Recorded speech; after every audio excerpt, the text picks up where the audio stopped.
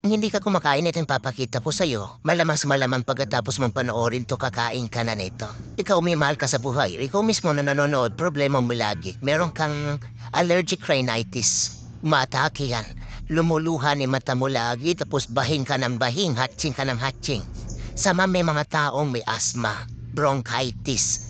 Kahit yung mga dry or wet cough. Cabs, ito yan oh. Ampalaya. O baka may kilala ka. So ngayon, talong ko, kumakain ka ba neto, Cabs?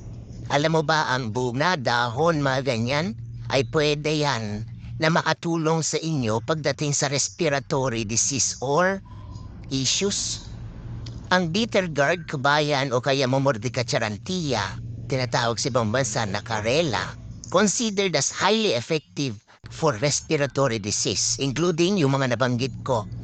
Kung kayo lagi niyan, ubo kayo na ubo, Cabs. Eto maganda. Okay?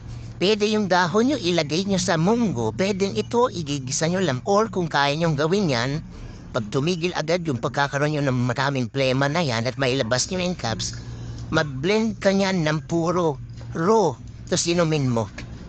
Epektibo po yung kabayan. Totoo yan. Base sa mga pag-aaral, kabayan, may ginawa ha sa University of Massachusetts sa USA.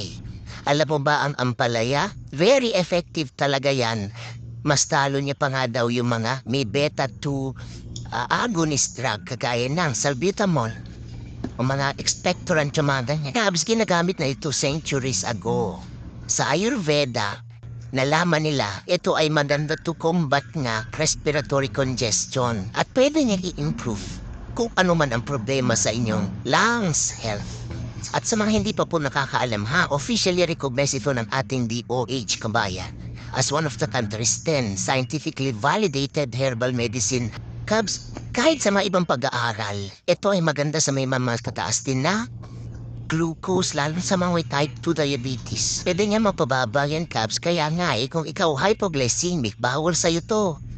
Lalo na kung ikaw nagtitikan din ng gamot para sa diabetes mo, huwag mo isasabay dito, Cabs. Kasi mas lalong bumababa yung sugar mo. Napatunayan, kabayan, na itong ampalaya talaga is proven and effective.